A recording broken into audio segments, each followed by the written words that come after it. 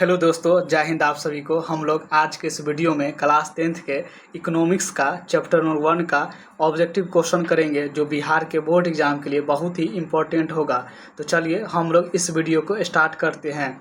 आइए पहला number question देखते हैं। क्या है क्वेश्चन? क्या है पहला नंबर क्वेश्चन? क्या है क्वेश्चन? है अर्थशास्त्र का जनक किसे माना जाता है? अर्थशास्त्र का जनक किसे माना जाता है? तो किसे माना जाता है? किसे माना जाता है? तो एडम स्मिथ को। किसे माना जाता है? एडम स्मिथ को। चलिए अगला क्वेश्चन की ओर चलते हैं। अगला नंबर क्वेश्चन है अर्थव्यवस्था की संरचना के अंतर्गत निम्नलिखित में से कौन से क्षेत्र आते हैं? कौन से क्षेत्र आते हैं? प्राथमिक क्षेत्र, द्वितीयक क्षेत्र, तृतीयक क्षेत्र। तो इसका आंसर क्या हो जाएगा? डी हो जाएगा, इनमें से सभी। चलिए अगला क्वेश्चन की ओर चलते हैं। अगला क्वेश्चन है निम्नलिखित में से किस देश में समाजवादी अर्थव्यवस्था है? निम्नलिखित में से किस देश में समाजवादी अर्थव्यवस्था है? तो किस में है? चीन में है। किस में है? चीन में। तो ऑप्शन क्या हो जाएगा मेरा? बी हो जाएगा। क्या हो जाएगा? बी हो जाएगा। अगला क्वेश्चन की ओर चलिए। अगला क्वेश्चन क्या है? भारत में किस प्रकार की अर्थव्यवस्था पाई जाती है? भारत में किस प्रकार की अर्थव्यवस्था पाई जाती है? तो भारत में किस प्रकार की अर्थव्यवस्था पाई जाती है? तो मिश्रित अर्थव्यवस्था पाया जाता है। कौन सा पाया जाता है? मिश्रित अर्थव्यवस्था। चलिए अगला क्वेश्चन की ओर चलते हैं। अगला नंबर क्वेश्चन है मेरा, अगला नंबर क्वेश्चन है प्राथमिक क्षेत्र या कृषि क्षेत्र कहा जाता है? प्राथमिक क्षेत्र या कृषि क्षेत्र कहा जाता है। तो किसे कहा जाता है? किसे कहा जाता है? प्राथमिक क्षेत्र को। तो ऑप्शन क्या हो जाएगा? ए हो जाएगा। क्या हो जाएगा? ए हो जाएगा। चलिए अगला क्वेश्चन की ओर। अगला क्वेश्चन क्या है? औद्योगिक क्षेत्र किस क्षेत्र के अंतर्गत आता है? औद्योगिक क्षेत्र किस क्षेत्र के अंतर्गत आता है? तो कौन से क्षेत्र के अंतर्गत आता है? तो दूसरा। किस? दूसरा। कौन? दूसरा, यानी द्वितीयक क्षेत्र हो जाएगा इसका आंसर। चलिए अगला नंबर क्वेश्चन। अगला नंबर क्वेश्चन है किस क्षेत्र को सेवा क्षेत्र के नाम से जाना जाता है? किस क्षेत्र को सेवा क्षेत्र के नाम से जाना जाता है? तो किसे जाना जाता है? तृतीयक क्षेत्र को। तो ऑप्शन क्या हो जाएगा मेरा? ऑप्शन क्या हो जाएगा? सी हो जाएगा। क्या हो जाएगा? सी हो जाएगा। अगला क्वेश्चन की ओर चलिए। अगला नंबर क्वेश्चन क्या है? भारत में योजना आयोग का गठन कब किया गया था? भारत में योजना आयोग का गठन कब किया गया था? तो कब किया गया था?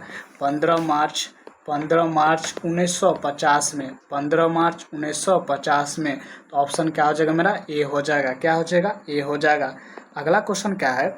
योजना आयोग के प्रथम अध्यक्ष कौन थे? योजना आयोग के प्रथम अध्यक्ष कौन थे? तो प्रथम अध्यक्ष कौन था? जवाहरलाल नेहरू। तो ऑप्शन क्या हो जाएगा मेरा? बी हो जाएगा। क्या हो जाएगा? बी हो जाएगा।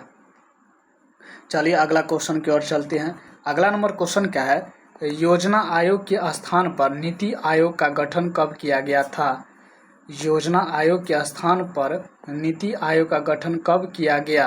तो कब किया गया है? जनवरी 2015। कब किया गया है? जनवरी 2015। तो ऑप्शन क्या हो जाएगा? बी हो जाएगा। चलिए अगला क्वेश्चन की ओर चलते हैं। अगला नंबर क्वेश्चन क्या है? राष्ट्रीय विकास परिषद का गठन कब हुआ था? राष्ट्रीय विकास परिषद का गठन कब हुआ था? तो कब हुआ था? 1952 होते हैं। अगला नंबर क्वेश्चन है राष्ट्रीय विकास परिषद का गठन कब हुआ था? राष्ट्रीय विकास परिषद का गठन कब हुआ था? तो कब हुआ था? 1952 में। कब हुआ था? 1952 में। तो ऑप्शन क्या हो जाएगा मेरा? सी हो जाएगा। क्या हो जाएगा? सी हो जाएगा। चलिए अगला क्वेश्चन की ओर चलते हैं। अगला नंबर क्वेश्चन क्या है? आर्थिक विकास का क्या अर्थ है? आर्थिक विकास का क्या अर्थ है? इसका अर्थ क्या है? इकोनॉमिक ग्रोथ, आर्थिक वृद्धि। तो ऑप्शन ए हो जाएगा। क्या हो जाएगा? ए हो जाएगा। अगला क्वेश्चन है द पॉवर्टी ऑफ फिलॉसफी पुस्तक के लेखक कौन थे? इसका लेखक कौन था? दादा भाई नौरोजी। कौन था? दादा भाई नौरोजी था। कौन था? दादा भाई नौरोजी था। कौन था? दादा भाई नौरोजी था। तो ऑप्शन क्या हो जाएगा मेरा? ऑप्शन क्या हो जाएगा मेरा? डी हो जाएगा। क्या हो जाएगा? डी हो जाएगा। चलिए अगला क्वेश्चन की ओर। अगला क्वेश्चन क्या है? भारत में सबसे पहले राष्ट्रीय आय की गणना किसने की थी? सबसे पहले राष्ट्रीय आय की गणना किसने किया था? तो किसने किया था? दादा भाई नौरोजी। दादा भाई नौरोजी। तो ऑप्शन ए हो जाएगा। क्या हो जाएगा? ए हो जाएगा। अगला क्वेश्चन क्या है? आर्थिक विकास का मुख्य सूचक निम्नलिखित में कौन है? आर्थिक विकास का मुख्य सूचक निम्नलिखित में से कौन है? निम्नलिखित में से कौन है? राष्ट्रीय, प्रति व्यक्ति है, राष्ट्रीय, प्रति व्यक्ति है, राष्ट्रीय, प्रति व्यक्ति है। तो ये दोनों हो जाएगा, तो ऑप्शन क्या हो जाएगा मेरा? सी हो जाएगा। क्या हो जाएगा? सी हो जाएगा। अगला क्वेश्चन क्या है? विश्व बैंक की 2026 की विश्व विकास रिपोर्ट के अनुसार किस देश की प्रति व्यक्ति है सबसे कम है? तो किसका है? जिम्बाब्वे का। किसका है? जिम्बाब्वे का। तो ऑप्शन क्या हो जाएगा? बी हो जाएगा। क्या हो जाएगा? बी हो जाएगा। अगला क्वेश्चन क्या है? भारत के किस राज्य की प्रति व्यक्ति आय सबसे कम है? तो किसका है? बिहार का। किसका है? बिहार का। तो ऑप्शन ए हो जाएगा। अगला क्वेश्चन क्या है? भारत के किस राज्य की प्रति व्यक्ति आय सबसे अधिक है? सबसे अधिक है तो किसका है?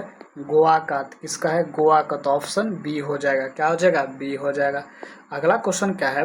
बिहार के पिछड़ेपन का मुख्य कारण है तेजी से बढ़ती जनसंख्या, बाढ़ एवं सुखाड़, पूंजी का अभाव। तो ऑप्शन इसका क्या हो जाएगा? डी हो जाएगा, इनमें से सभी। चलिए अगला क्वेश्चन। अगला क्वेश्चन क्या है? बिहार में पिछड़ेपन को दूर करने का सबसे बड़ा उपाय क्या है? सबसे बड़ा उपाय क्या है? औद्योगिक विकास, कृषि विकास, जनसंख्या नियंत्रण। ऑप्शन क्या हो जाएगा इसका? डी हो जाएगा। ये तीनों क्या है? प्रमुख पिछड़ने का उपाय है। अगला क्वेश्चन है, सतत विकास से क्या तात्पर्य है? सतत विकास से क्या तात्पर्य है? इसका क्या है? भविष्य को ध्यान में रखकर विकास। तो ऑप्शन क्या हो जाएगा? बी हो जाएगा। अगला क्वेश्चन क्या है? मानव विकास रिपोर्ट HDR का प्रकाशन किस संस्थान द्वारा किया जाता है? तो किसके द्वारा किया जाता है? किसके द्वारा किया जाता है? UNDP। तो ऑप्शन क्या हो जाएगा मेरा? बी हो जाएगा। क्या हो जाएगा? बी हो जाएगा। अगला क्वेश्चन क्या है? मानव विकास सूचकांक HDI के मुख्य घटक कौन से है? इसका मुख्य घटक कौन है? तो इसका घटक क्या हो जाएगा? स्वास्थ्य और शिक्षा, जीवन स्तर, केवल है। तो इसका ऑप्शन क्या हो जाएगा? सी हो जाएगा, इनमें से सभी। चलिए अगला क्वेश्चन चलते हैं। अगला क्वेश्चन क्या है? नीति आयोग का पूर्ण रूप क्या है? नीति आयोग का पूर्ण रूप क्या है? तो इसका क्या नाम है? National institute for transforming India. तो ऑप्शन क्या हो जाएगा? ए हो जाएगा। अगला क्वेश्चन क्या है?